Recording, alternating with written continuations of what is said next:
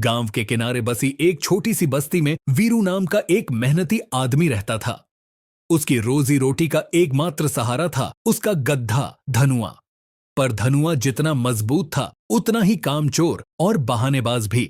सूरज निकलने से पहले ही वीरू उठ जाता, रस्सी हाथ में लेकर धनुआ के पास पहुंचता और ऊंची आवाज में कहता, अरे ओ धनुआ, चल खड़ा हो जा, आज शहर तक बोझा ढोना है। और सुन, अपनी पुरानी बीमारी वाली पोटली आज घर पर ही छोड़ देना। धनुआ एक आंख खोलता, दूसरी बंद रखता और आंखें ऊपर की ओर चढ़ाकर कराहने लगता। हाय हाय मालिक, आज तो मेरे पैरों में ऐसा दर्द है कि लगता है अब खड़ा होना इस जन्म में लिखा ही नहीं। हे प्रभु, हे यमराज, इस नरक जैसी मेहनत से अच्छा है आप मुझे अपने साथ ही ले चलो। वीरू यह नाटक अच्छी तरह जानता था।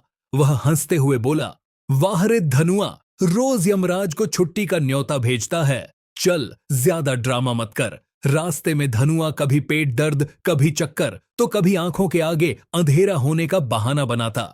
जैसे ही वीरू डंडा उठाता, धनुआ तुरंत सीधा होकर चलने लगता। लेकिन उस दिन धनुआ ने आखिरी दांव खेलने की ठान ली। बीच सड़क पर उसने अचानक जोर से एक आवाज निकाली और पत्थर की तरह सख्त होकर गिर पड़ा।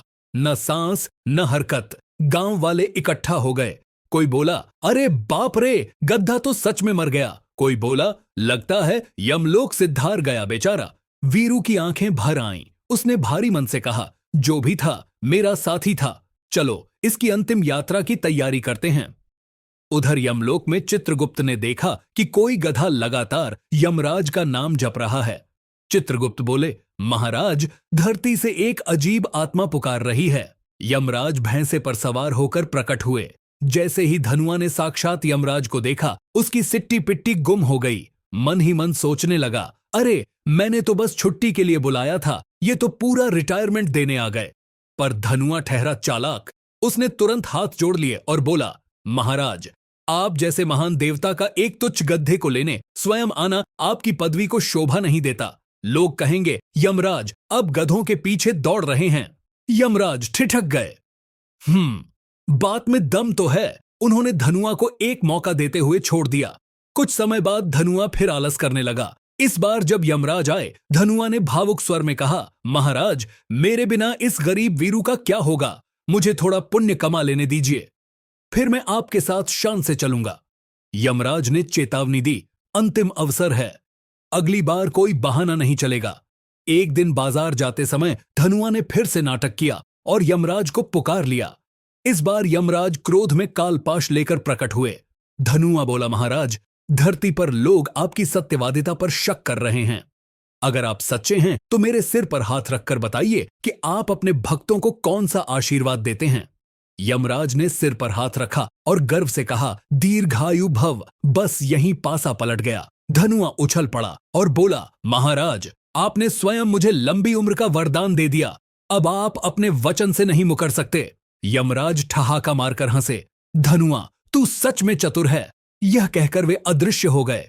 इस प्रकार चतुर गधा धनुआ अपनी बुद्धि और बातों के जाल से स्वयं यमराज को भी मात देकर निडर और बेफिक्र जीवन जीने लगा।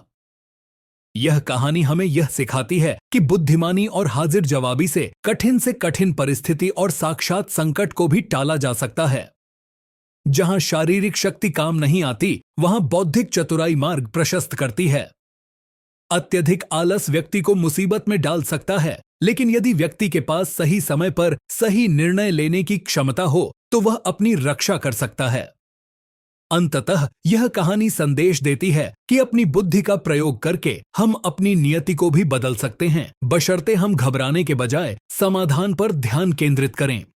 अगर आपको यह कहानी पसंद आई हो तो नीचे कमेंट में अपनी राय जरूर दें।